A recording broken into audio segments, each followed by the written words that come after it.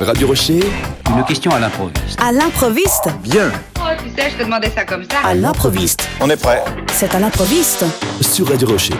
Avis aux cinéphiles. Dès le 3 juillet, la ville de Neuchâtel se transforme à nouveau en capitale suisse du film fantastique. Pour la 25e fois et pendant une semaine, on va vibrer au rythme du NIF avec au programme plus de 130 films, courts-métrages et autres animations.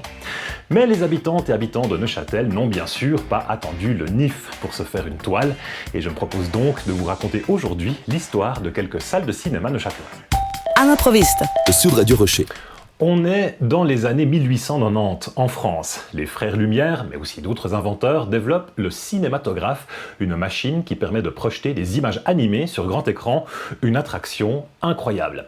Les premiers à exploiter cette machine fascinante, ce sont les forains. Ils vont de ville en village pour présenter leurs films et à Neuchâtel, c'est généralement au Jardin Anglais qu'ils plantent leurs tentes. La foule accourt en masse, la presse est dithyrambique. Grâce au cinématographe, on peut voir Paris et l'animation sur la place de l'Opéra, on peut assister à l'arrivée d'un train en gare de la Ciotat et s'amuser avec d'autres scènes plus comiques, de quoi ravir petits et grands. Il faut attendre 1910 pour que soit construite la première salle de cinéma permanente du canton de Neuchâtel, et c'était au port de la ville. Sous le nom de Théâtre Cinéma Pâté, la salle offrait des centaines de places et est devenue, en 1913, le Cinéma Palace. Et c'est là que j'ai vu mon tout premier film au cinéma, en 1989, La Petite Sirène, de Disney. Mais revenons à notre histoire. En 1931, de nombreux films étaient encore muets. Il fallait donc des musiciens pour les accompagner. Au Faubourg du Lac, un pianiste nommé Bernard Relin ouvre sa propre salle à l'enseigne de Chez Bernard. Il anime l'endroit lui-même, joue tout seul au piano, avant que le lieu ne devienne le cinéma studio en 1938. Durant les 30 Glorieuses, on a plus que jamais envie de se divertir. En 1956, au Faubourg de l'Hôpital, on inaugure le plus grand cinéma de Neuchâtel, Les Arcades, avec ses 650 places. Un bijou technologique et architectural, un confort inégalé. Il se dit même que c'est la plus belle salle de projection de Suisse et on y vit les heures de gloire du 7e art. Mais à partir de la fin des années 1970, les choses se compliquent. Avec l'arrivée de la télévision et de la vidéo, les salles obscures perdent de leur attrait. À Neuchâtel, elles sont vétustes et un peu dépassées par les nouvelles technologies de projection. Les salles tombent une à une en déshérence et changent régulièrement de propriétaire.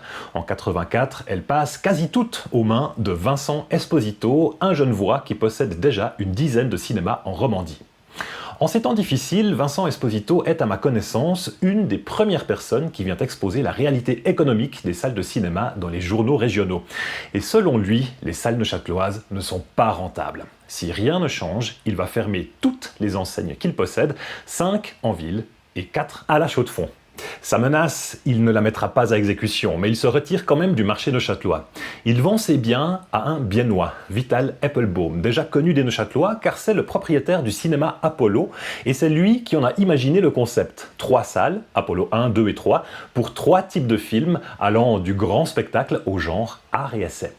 Ce principe d'une ambiance par salle, Vital Eppelbaum va l'étendre sur le territoire cantonal. Ainsi, aux Arcades, on montrera plutôt des blockbusters alors que le bio se focalisera sur des productions indépendantes. Le pari est audacieux, mais il a conquis des générations de cinéphiles et surtout, il aura permis de maintenir une activité cinématographique à Neuchâtel. On peut même imaginer que des initiatives comme la Lanterne Magique, Passion Cinéma ou même le NIF, d'une certaine manière, n'auraient peut-être pas vu le jour à Neuchâtel s'il n'y avait pas eu ici une volonté d'ouvrir les salles aux événements populaires tout en restant pointu dans la programmation. Bien sûr, au fil des ans, le cinéma a bien changé et l'offre est aujourd'hui plus riche et complémentaire que jamais. Entre 2025 et 2026, la fréquentation suisse des cinémas a même augmenté de 25%, preuve que l'histoire d'amour entre le 7e art et les spectateurs n'est pas terminée. Espérons qu'on soit encore loin du générique de fin. À l'improviste. L'essentiel étant de favoriser l'esprit d'émulation de jeunes gens. À l'improviste. Sur Radio Rocher.